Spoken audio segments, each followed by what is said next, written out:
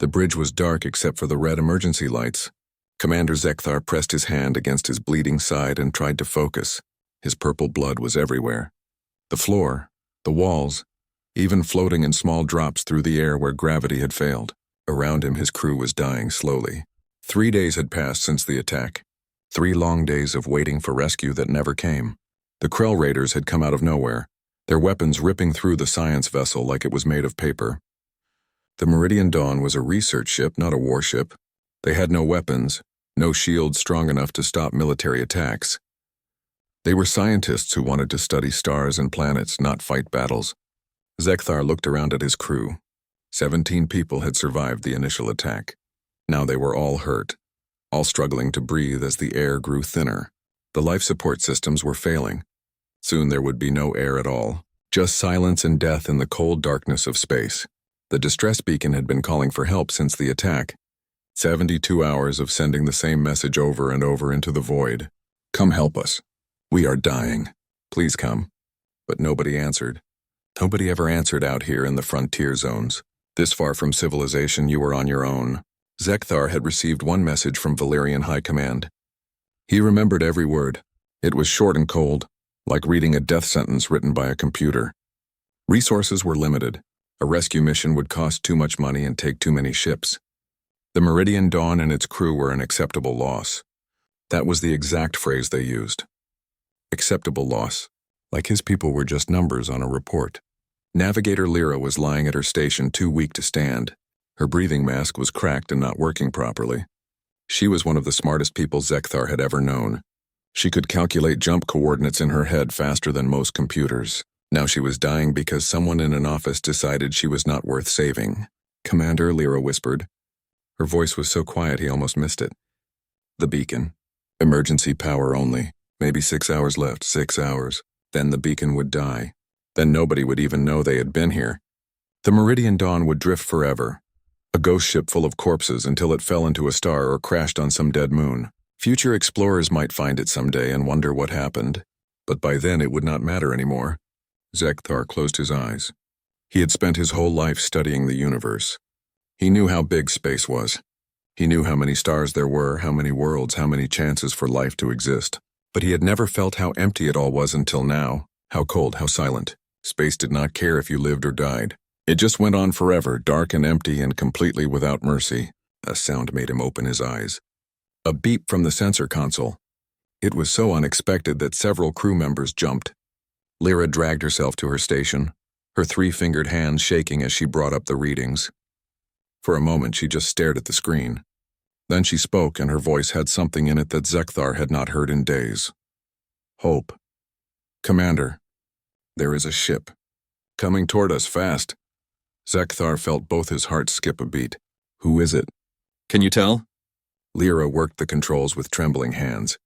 Unknown configuration. Not Krell, not Valerian. Not any species I recognize from the Council database. She paused and her eyes went wide. Commander, they are hailing us. They want to talk. The view screen flickered.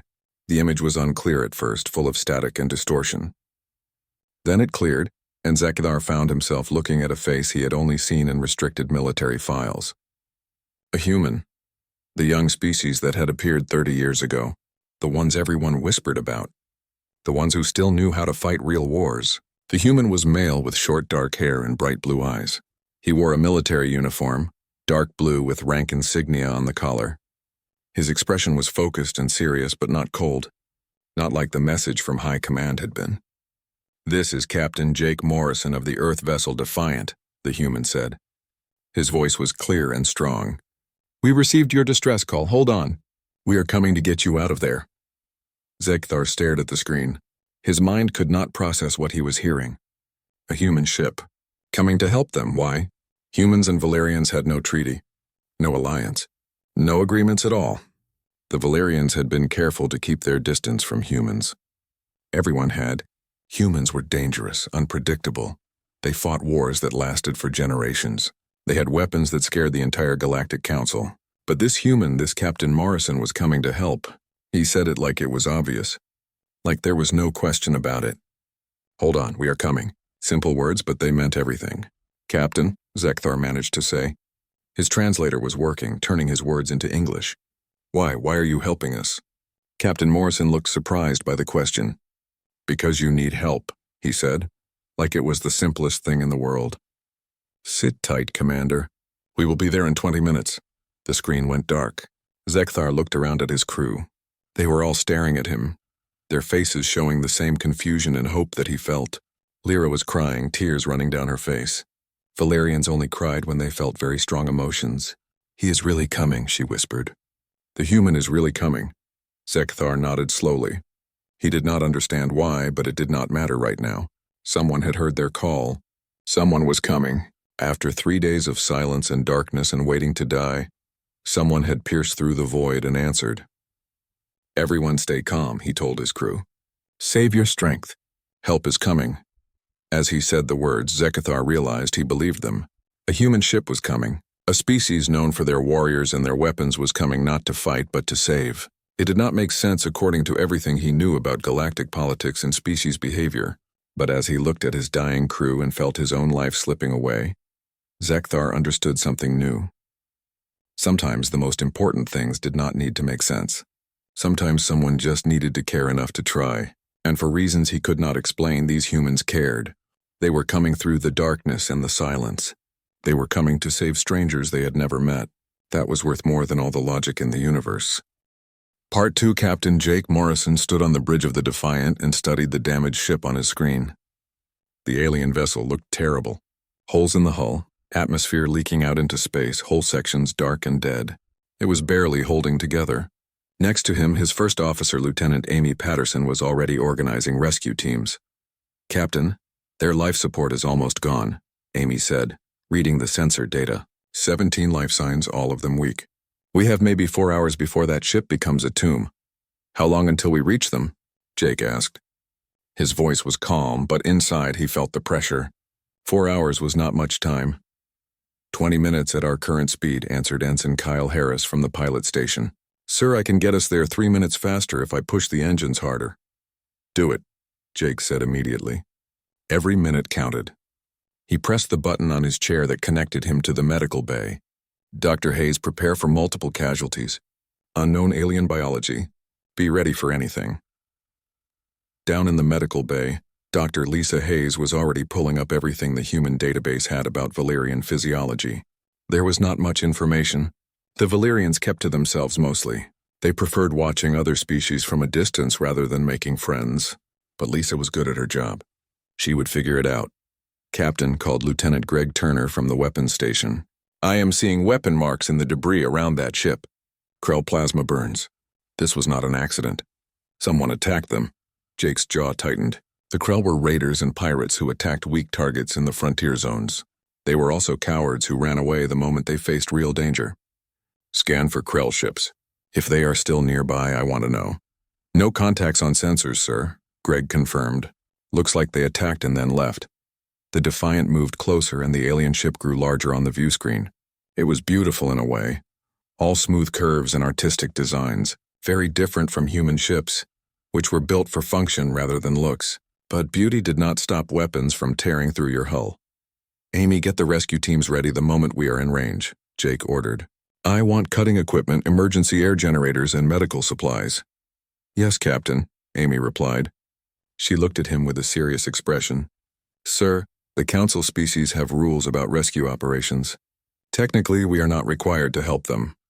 Jake turned to face her. His eyes were hard. Those rules let people die because saving them is not convenient. We are human. We do not leave people behind when they need help. Amy smiled a little. I was hoping you would say that, sir. Teams are ready to go.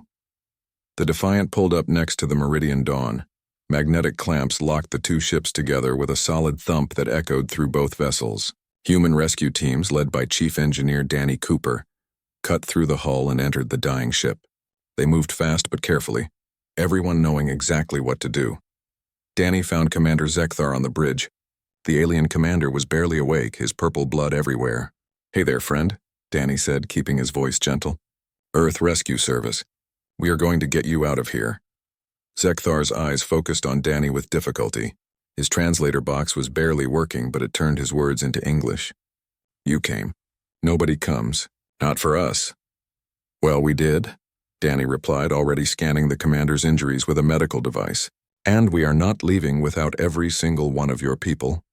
Danny worked quickly but carefully. He had done this before many times. Rescue missions were part of what the Defiant did. They patrolled the frontier zones and answered distress calls. It did not matter what species sent the call. If someone needed help, humans came.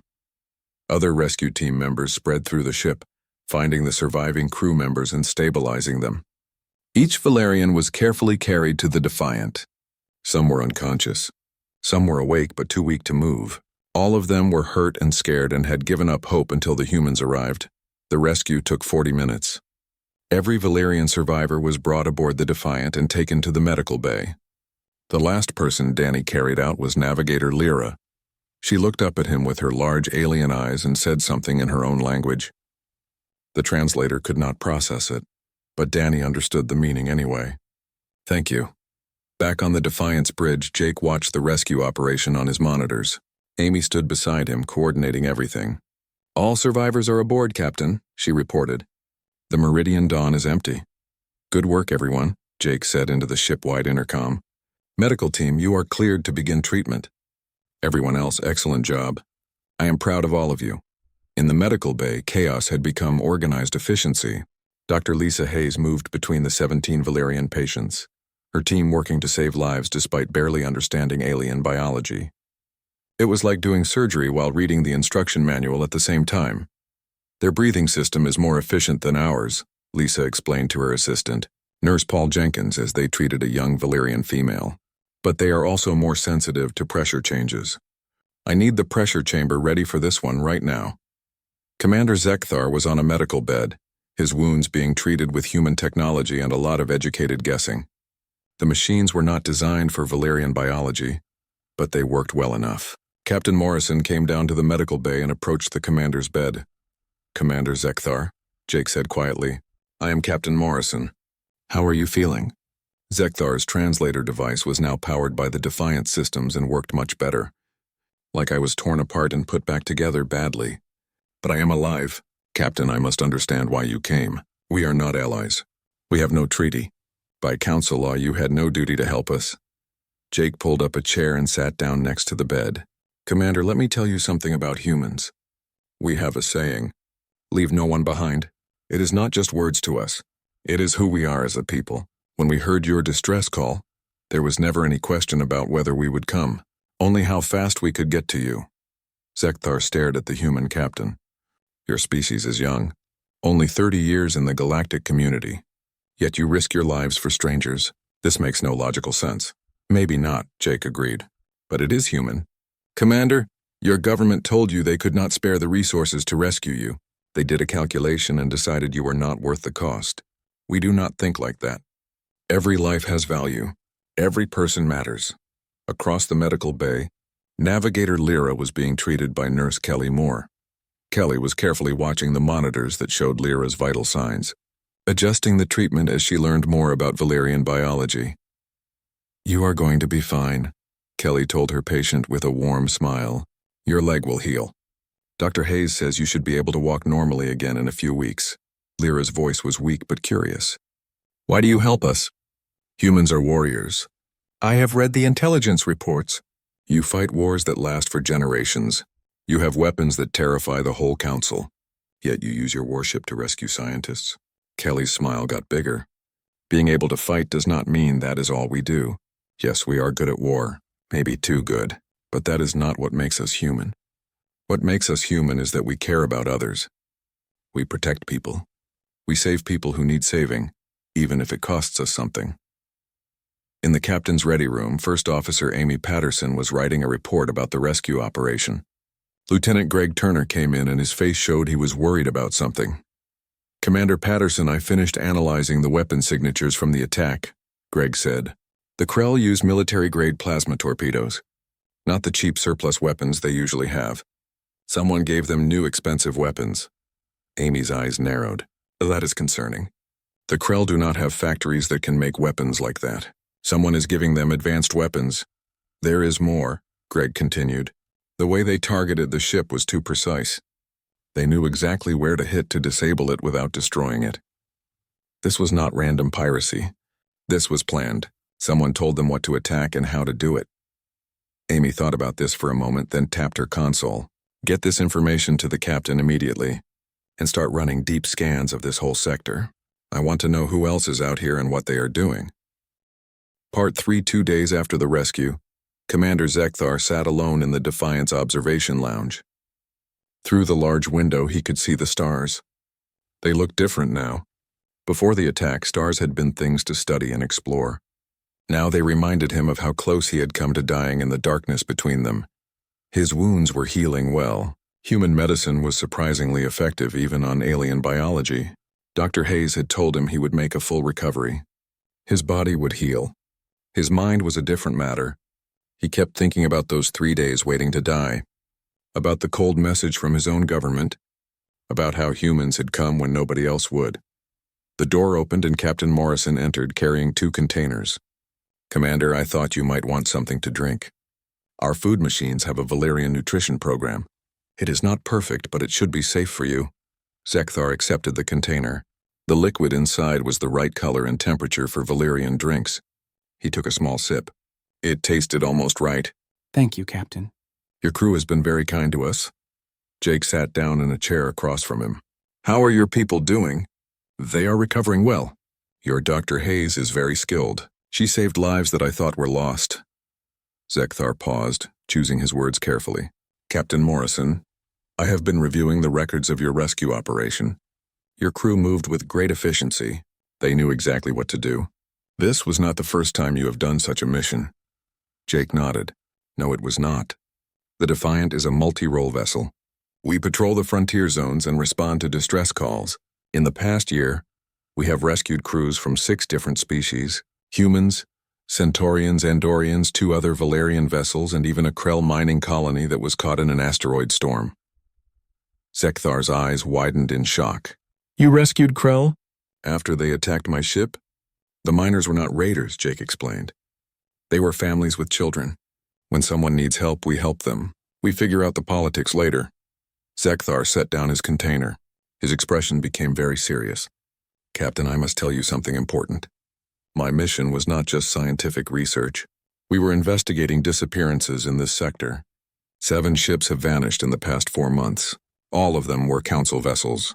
All of them were carrying valuable research or important cargo. Jake leaned forward, suddenly very focused. You think the Krell attack was connected to these disappearances? I am certain of it, Zekthar replied. The attack was too precise, too well planned. The Krell are opportunists and scavengers, not tactical geniuses. Someone is giving them weapons, intelligence, and specific targets. Someone wants to make the frontier zones unsafe and unstable. Before Jake could ask more questions, the ship's intercom made a sound. Captain Morrison, please come to the bridge immediately. We have multiple contacts approaching. Krell raiders. At least 12 ships. Jake was on his feet in an instant. Commander, you should stay here where it is safe. Captain, Zekthar stood as well, ignoring the pain in his side. Let me help you. I know Krell tactics and behavior. I should be on your bridge. Jake looked at the Valerian commander for a moment, then nodded. All right, Commander. Let us go. The bridge was busy when they arrived. Lieutenant Amy Patterson stepped away from the captain's chair smoothly. 12 Krell raiders, sir. Coming in fast. They are not running away this time. Battle stations, Jake ordered calmly. Greg, what is the status of our weapons? All systems ready, Captain, Lieutenant Turner reported. Shields at maximum power. Weapons are hot and ready to fire, Ensign Kyle Harris called out from the pilot station. They are spreading out, trying to surround us. Classic pack tactics. Zekthar moved to an empty station and started working the controls. Despite the unfamiliar human design, he adapted quickly. Captain, the Krell are cowards at heart. They only attack when they believe they have overwhelming advantage. 12 ships against 1 is unusual behavior for them. Someone is paying them or forcing them to attack, Jake agreed. Greg, target the lead ship. Fire a warning shot across their bow. Let us see if they are smart enough to back down. The Defiant's forward weapon fired, sending a bright bolt of energy past the lead Krell vessel. It was a clear warning. Back off or the next shot will hit you. The Krell raiders did not slow down. No response, Captain, Greg reported. They are locking weapons on us. Jake's expression became hard. Then we do this the difficult way. All crew members prepare for combat. Kyle, evasive pattern Delta. Greg, you are cleared to fire when ready. The bridge crew moved with practiced precision. Every person knew their job. Amy was already rerouting power to strengthen the shields. Kyle's hands moved over the pilot controls, ready to dodge incoming fire. Greg was calculating firing solutions, deciding which targets to hit first. Captain, Zekthar said from his station, I am detecting another ship. Much larger than the Raiders. It is transmitting a Galactic Council identification code. A council ship? Jake frowned. Out here in the frontier? Can you identify it? It is a Thorian battlecruiser, Zekthar said, and his voice was tense. The Dominion's fist. Captain, the Thorians are supposed to be allies of the Council. They should not be operating in this sector without authorization. The massive Thorian ship appeared on the main view screen. It was huge, easily 3 times the size of the Defiant. Its hull was covered with weapon emplacements. This was a capital ship designed to fight entire fleets, not single vessels. Incoming transmission, announced Ensign Sarah Wells from the communications station. A Thorian appeared on the screen. His face was reptilian with scales and a wide mouth full of sharp teeth. His expression showed arrogance and contempt. Human vessel, you are interfering in Thorian business. Withdraw immediately or be destroyed. Jake's face showed no emotion, but his voice was firm. This is Captain Morrison of the Earth vessel Defiant. Those Krell raiders attacked a Council science vessel without provocation. We are protecting survivors as required by Council law. I think you need to explain what Thorian business involves giving weapons to pirates. The Thorian commander made a hissing sound that the translator said meant anger. You have no authority here, human. Your species is young and ignorant of how galactic politics really work. The frontier zones are under Thorian protection and jurisdiction. Not according to the Galactic Council Charter, Jake replied calmly. The frontier is supposed to be neutral territory open to all species. And attacking vessels that are performing rescue operations is a violation of every law the Council has ever written. Zekthar suddenly gasped as understanding hit him. Captain, I understand now. The Thorians want the frontier to be unstable and dangerous. If the Council cannot protect its own vessels out here, member species will turn to the Thorians for security and protection. They will gain control of the entire frontier through fear. The Thorian commander's eyes narrowed. The Valerian speaks too much. Human captain, stand down your ship. This is your final warning. Jake looked around his bridge at his crew. Amy stood ready at her station, her face showing determination. Greg had his hands on the weapons controls, prepared for whatever happened next. Kyle sat at the helm, ready to maneuver the ship. Every member of his crew knew what was at stake. They were outnumbered and outgunned, but they were ready. I'm going to say this one time, Jake said, and his voice carried absolute conviction. We do not abandon people who need help. We do not let bullies make the rules. And we definitely do not back down when lives are at stake. So here is my answer to your warning. No, we will not stand down. Part 4. The Thorian commander's face twisted with rage. Then you will die like a fool. All ships attack the human vessel now. The Krell raiders surged forward like a pack of hunting animals. The massive Thorian battlecruiser's weapons began to glow as they powered up. The Defiant was alone, outnumbered 12-1 by the raiders and facing a capital ship that could probably destroy them with a single shot. Any reasonable person would have run away. But Jake Morrison was not planning to run. Kyle, give me everything the engines have, Jake ordered. His voice was calm and steady. Greg, focus your fire on the Thorians' weapon systems. Amy, reroute all non-essential power to the shields. And someone send a distress call to Earth Command. Let them know what is happening out here. The Defiant rolled hard to the left as plasma torpedoes from the Krell ships burned through the space where they had been moments before. Kyle was an excellent pilot, dodging and weaving through the incoming fire. But there was too much of it. Eventually something would get through. Shields holding at 70%, Amy reported as a Krell shot grazed them. Rerouting power now. Return fire, Jake commanded. Greg, target their weapon systems. I do not want to kill them if we can avoid it. Lieutenant Greg Turner's fingers moved quickly over his weapons console. Yes, sir. Firing. The Defiant's weapons were more advanced than anything the Krell had. 2 raiders lost their forward cannons in quick succession. The surgical strikes disabling but not destroying them. The damaged ships fell back, no longer able to fight. The remaining raiders hesitated, confused. Their prey was supposed to be easy to kill, not fighting back so effectively. They are regrouping, Amy said. Forming attack pattern Alpha, the Thorian battlecruiser fired and the bridge shook violently. Alarms started blaring. Shields down to 40%, Amy called out. That ship is too powerful. Another hit like that and we are in serious trouble. Zekthar watched from his station, feeling helpless. The humans were fighting to protect him and his crew. They were going to die because they had chosen to help strangers. It was not fair. It was not right. But it was what was happening, Captain. Zekthar said urgently. You should run. Use your speed to escape. My crew and I can take the escape pods. You do not have to die for us. Jake did not even look back. Not happening, Commander. We do not leave people behind. Not ever. Sir, Sarah Wells called from communications. I am detecting multiple ships dropping out of faster-than-light travel. Lots of them. They are appearing all around us. The view screen suddenly showed dozens of ships appearing out of nowhere. They were human vessels, but not just humans. Centaurian cruisers with their distinctive curved hulls. Andorian destroyers with their bright blue engine trails. There was even a small fleet of Krell ships, but these ones had different markings than the raiders. Captain Morrison, came a voice over the communication system. This is Captain Linda Hayes of the Earth vessel Vigilant. We got your distress call. Looks like you could use some backup. Another voice translated from the clicking language of the Centaurians. Morrison, this is Commander Trell of the Centaurian Third Fleet. Your people saved my daughter's research ship 8 months ago. We do not forget when someone helps us. We are here to return the favor. An Andorian captain spoke next, her voice proud and fierce. The Andorian Defense Force stands with the humans.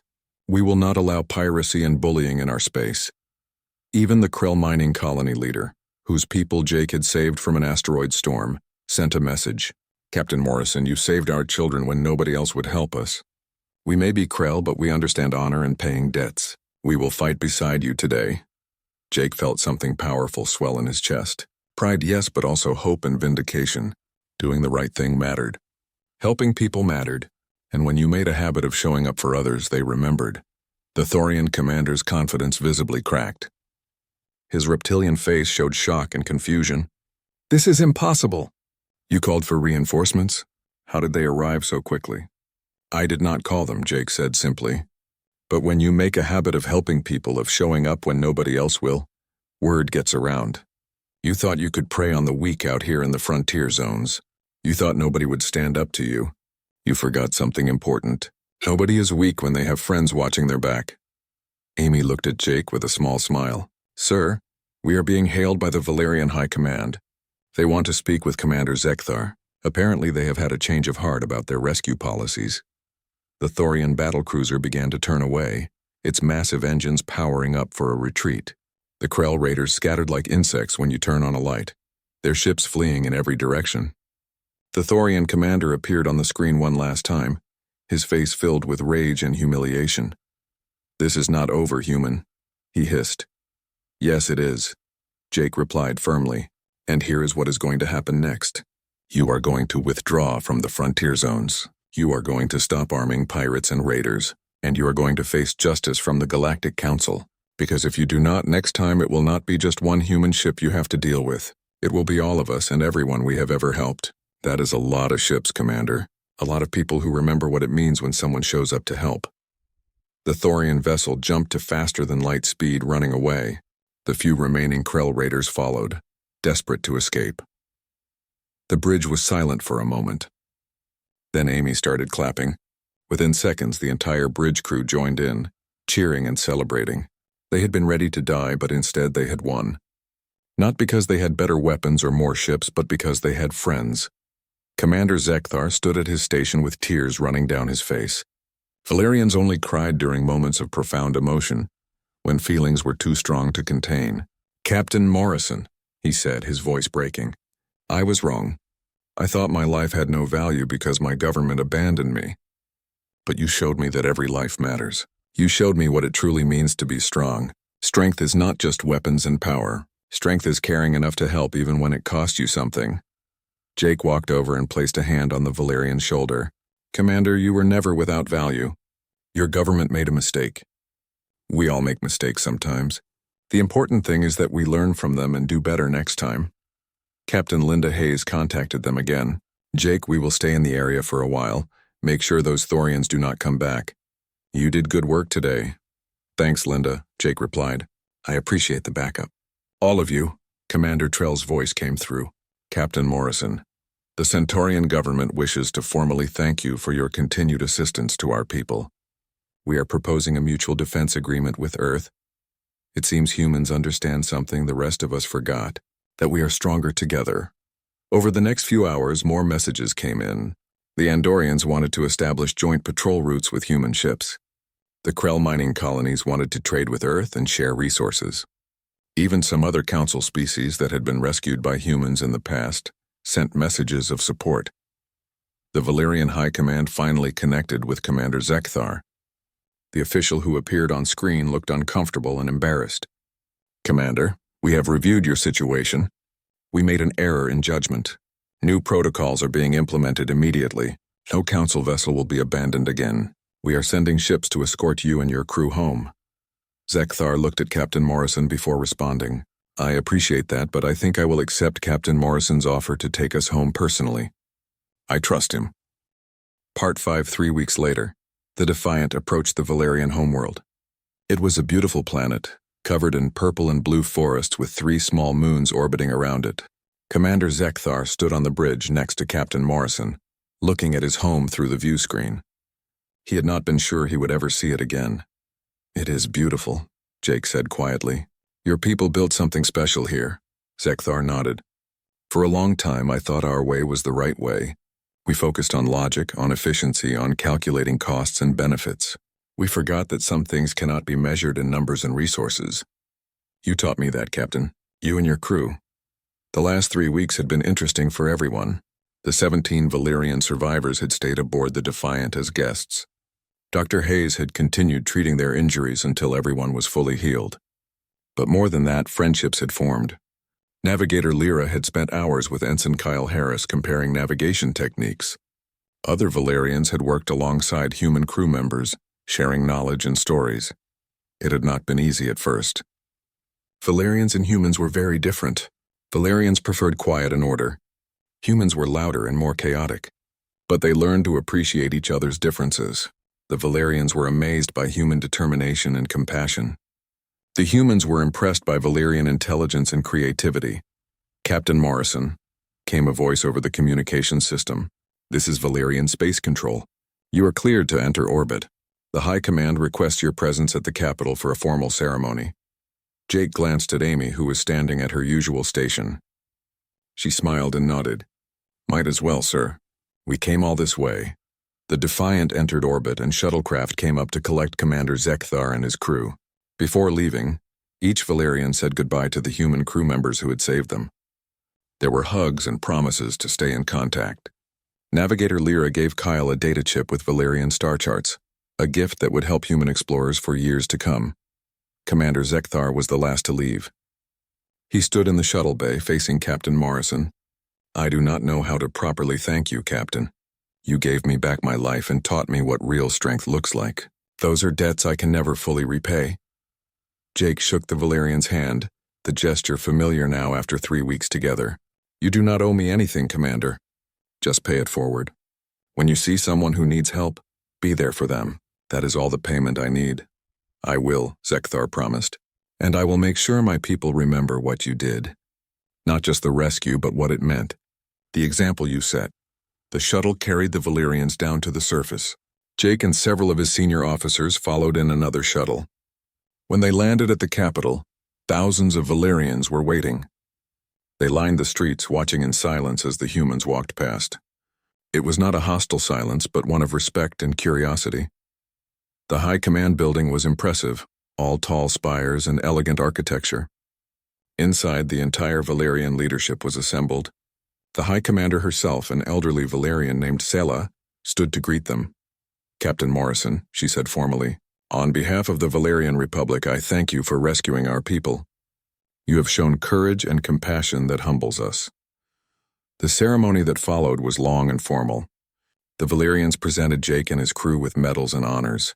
They gave speeches about friendship and cooperation. It was nice, but Jake could tell it was all carefully scripted and political. The real moment came afterward, when High Commander Sela asked to speak with him privately. They sat in her office, just the two of them. She looked tired and older than her years. Captain, I must be honest with you. When we received word that Commander Zekthar's ship was disabled, we made a decision based on logic and resources. We calculated that a rescue mission would cost too much. We were wrong. Yes, you were, Jake said bluntly. He was not trying to be rude, but he would not pretend otherwise. Sella nodded slowly. We have spent generations believing that logic alone could guide us, that everything could be reduced to numbers and calculations. But you cannot calculate the value of a life. You cannot put a price on compassion. Your species understands this in a way we had forgotten. With respect, High Commander, I think you knew it once, Jake said. You just lost sight of it somewhere along the way. But it is not too late to remember. We are implementing new policies, Sella continued. No Valerian in distress will be abandoned again. We are also reaching out to other species about joint rescue operations. The frontier zones should not be a place where people die because help is too expensive. Jake smiled. That sounds like a good start. Back on the Defiant, the crew prepared to leave Valerian space. They had new orders to patrol another section of the frontier. There were always distress calls to answer, always people who needed help. As they left orbit, Jake stood on the bridge and looked at the planet growing smaller behind them. Amy came to stand beside him.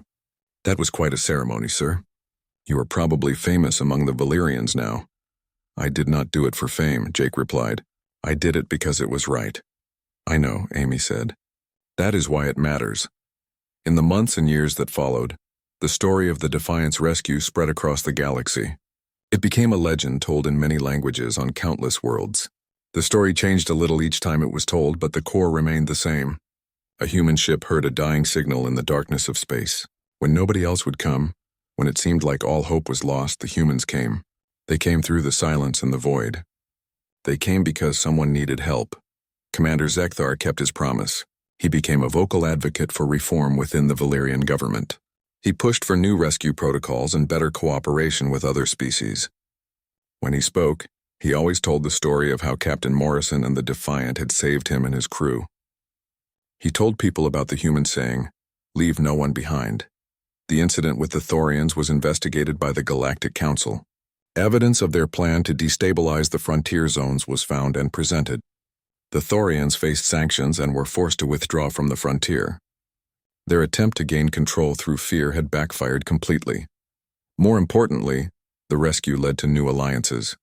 The Centaurians, Andorians, and several other species formed a mutual defense pact with Earth. They established joint patrol routes in the frontier zones. They created shared rescue protocols so that no ship would ever be abandoned again. Working together, they made the frontier safer for everyone. The Defiant continued its patrols, answering distress calls and helping those in need. Captain Jake Morrison and his crew never sought glory or recognition. They just did their job day after day, making the galaxy a little bit better one rescue at a time. Ensign Kyle Harris stayed in contact with Navigator Lyra. They exchanged messages and occasionally met when their ships were in the same sector. The friendship that had started in a crisis became something lasting and meaningful. Dr. Lisa Hayes published several papers on Valerian medical treatment, sharing what she had learned during the rescue. Her work helped other human doctors treat alien patients more effectively. Knowledge was shared instead of hoarded. On Earth, the story of the Defiant became required study in Starfleet Academy. New officers learned about the rescue not as a tale of military glory, but as an example of what it meant to serve, to help, to show up when nobody else would, to refuse to leave people behind. And somewhere in the vastness of space, on 1,000 different worlds, beings from dozens of species looked up at the stars and knew something important. They knew that if they ever needed help, if they were ever lost or dying in the darkness, humans would come, not because of treaties or obligations, not because of calculations or cost-benefit analysis, but because humans cared, because humans had made a simple choice that defined their entire species. They chose compassion over convenience. They chose lives over resources. They chose to be the ones who showed up, who pierced through the silence, who refused to let others die alone in the dark. That was what made humans special. Not their weapons or their technology or their warrior traditions. What made them special was that simple, stubborn refusal to abandon people who needed help. It was not always logical. It was not always efficient. But it was always human. And in a galaxy that had grown cold and calculating, that warmth made all the difference. Years later, When Commander Zekthar finally retired from service, he wrote a book about his experiences. The final chapter was called What I Learned from Humans. In it, he wrote, "We believed that advanced civilization meant moving beyond emotion, beyond irrational compassion. We thought logic was the highest form of thinking. We were wrong. The humans taught me that the strongest bonds are not built on calculations, but on caring. The greatest strength is not in weapons, but in the willingness to help those who cannot help themselves. And the most advanced civilizations are not those who can count the cost of everything, but those who understand that some things, like the value of a life, are beyond price." The book became popular across the galaxy. Many species read it and reconsidered their own values and priorities. Some changed their policies. Others did not. But everyone understood the message. In the end, that was the real victory. Not the battle with the Thorians or